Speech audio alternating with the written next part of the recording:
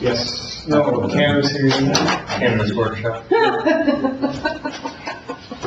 Sure. Didn't expect that reaction, but okay. If I could, Who's heading the cannabis workshop?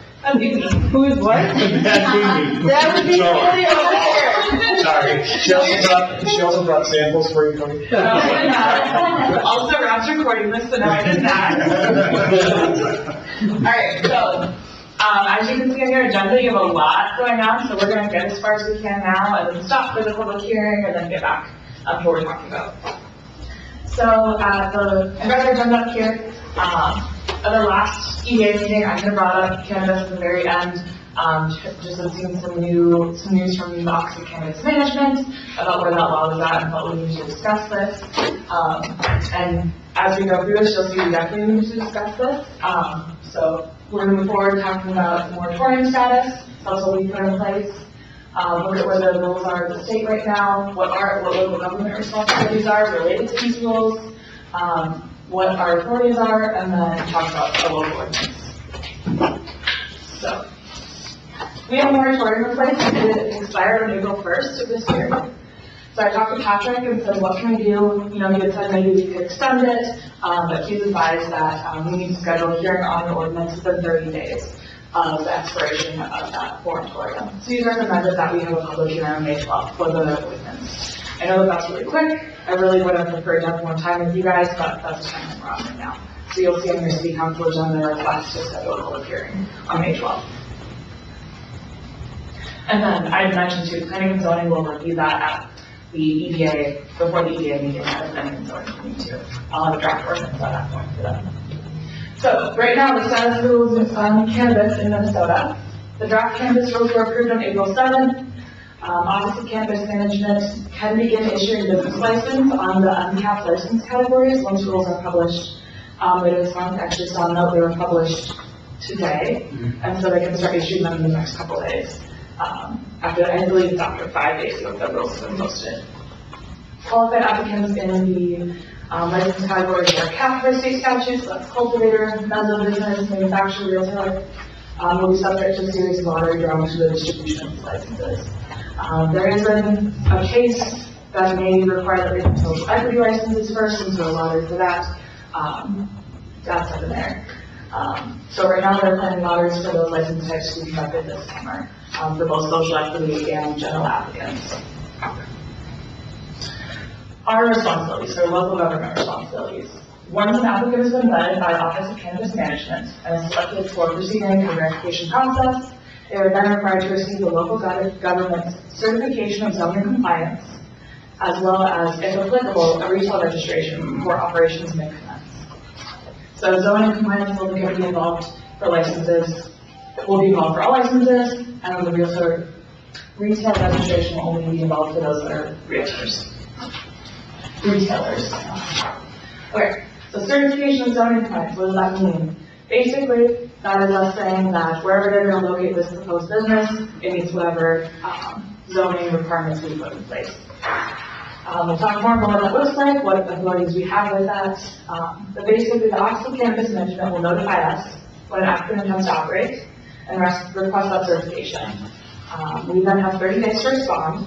If there's no response within 30 days, they are allowed to issue a license. If we respond, they cannot issue the final approval for a license if we have indicated they are not in compliance. Now going to the retail registration piece. So, like I said, this applies to cannabis retailers or other cannabis hemp businesses that are seeking a retail endorsement. We can issue that if we have verified they have a valid license or license pre-approval, and paid a registration fee or renewal fee to the local government. Talk more about what those fees can look like. This is the piece where we could delegate the authority for retail registrations to the counties. So that would be up to our discretion. At this point, my understanding is we want to maintain that authority, but if you guys want to change your mind on that, let me know. So the fees. We can authorize a fee up to $500 for half the amount of the applicable initial license fees, which are very flat, and the renewal fees can be up to $1,000 or up to half the amount of an applicable renewal license fee. There's some things there to make sure they're in compliance with state laws, local ordinances, and current property taxes, and assessments for the retail location. And then here we would do compliance checks for cannabis and hemp businesses, holding retail registration at least once per calendar year. These checks verify compliance with age verification procedures and any applicable local ordinances. So, any questions there so far? What's involved? Okay. So now moving to authorities, this is where we start to talk about where we can limit things. At minimum, we must allow one retail location per 12,500 residents. So we are keeping the authority for retail registrations. We have to allow at least one retail location within the city of Amelia. If you hear about- Whoa, back up. One retail per 12,500. But if we maintain the authority, Yep. we have to, it has to be within our jurisdiction. So Right, we get there are the county. 12,500 people in Waterloo County. Well, that's because she said that we are maintaining. Yeah, so we we give look it to the at county. Okay. If we give it to county, then they, do you know what St. James is doing? So that does not imply that we have to have a retail location. What was that? Yes. St. James is meeting on their cannabis ordinance tomorrow. It was a special work session. we have to let one if we retain, If we retain authority for retail then we have to registrations, build we have to at least let one. Yep. Do you want to do it? Okay, so now I'm confused. We don't have 12,500 residents. Correct. So why do we have to have? Because we're the jurisdiction. Minimum of one. So if the county board maintain the control, then they're in charge of the whole entire county. Then that'd be only one for the whole county, Okay. Right. right? Am I reading that right? Minimum of one, they could have, Minimum. they don't have more than Yes, one. they can have more. County decided. And if there's, I mean, like, if we did one, a municipal one that doesn't count as your one, we still have to let one other, entity. So, but I guess, again, I hate to beat a dead horse here, but if we're below 12,500 residents, then we aren't required to have one location. We are based on the law, the way the law's written, yes. Yep. It's not like you can't have like. Kind of minimum is up Okay. to. Oh, So if we had 12,500. Got it. Okay. 50, you got to use up to. I got it. Okay. Or minimum of. So, yeah, it's a limiting factor, it's not necessarily a requirement. You know what I mean? I just But, Well, but a municipal does not count as that one, so you can have a municipal one and a retail, or another one, right? and then no local cannabis tax, so Chris and I talked about this because this be a revenue generator. You cannot have a tax specifically on the sale of cannabis products. The state is already doing something with that, there will be disbursements. Was it 5% or something like that? Yeah, it was like half, yeah. I don't have more about it here, but we did talk about it a little bit. Do we get a local tax on alcohol that's sold? Are you asking if we can or if we do? Do we? No, No. that's a state tax. Okay, so we don't, the city doesn't get anything out of what we sell out of our municipal liquor store. Okay. Other than profits. Right. Thank you.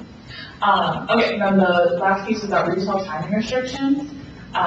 So we could limit the, we could prohibit retail sales of cannabis between the hours of 8 a.m. and 10 a.m., Monday through Saturday, and then 9 p.m. to 2 a.m. the following day. So we could say you cannot sell cannabis during those hours. I've got here, I have some examples of what other these have done. Do you have to allow it every day of the week, or can we say, no, you have They to have to do it, you have to allow it between 10 a.m. and 9 p.m. on Sundays, whatever? They do that with alcohol already, where they limit the time, so. but on Sunday, it can be anytime. No, Sunday is also the 10 to 9. They limit, the state has already limited, Oh, so Sunday's already limited. Sunday is already limited to 10. Okay. But you can restrict it from 9 p.m. to 2 Yeah, I p.m. understand. So, alright, and then the final one is we can talk about zoning buffers. So we have the opportunity to prohibit the operation of a cannabis business within 1,000 feet of the school, or 500 feet of daycare, residential treatment facility, attraction of a public park, things like that. And so I have some examples of a lot of communities have done. Almost. So, our discussion, we're, good, alright. These are the things I need to understand for drafting this ordinance. Do we want to limit retail registrations? If yes, what is the limit? We're not answering this now, I'll show you examples, but do we want to limit hours of operation? Yes, how? What rate do we want our registration to be with these? And do we want to set zone buffers? And if yes, how far? So, Do you have a definition of what a cannabis retailer is? yes. You're asking it before the question's asked. What? No. Because there's so much there. There's a lot of different license types. No question whatsoever. This one, social guide. So to be clear, the state has basically said we have to sell cannabis somehow. You have to allow You one. have to allow one license if there's an application. Okay. Because what could happen is, even if we had the authority, or if we gave it to the county, if the county had authority, that one license could come here anyways, right? Or they could say, allow 4 licenses, then throw it out. Right. They're saying all one and two. Right. So right here it talks about what the definition of a retail license is. Where you can sell and insure cannabis plants and seedlings, cannabis products, hemp products, and other products authorized by law to customers and businesses.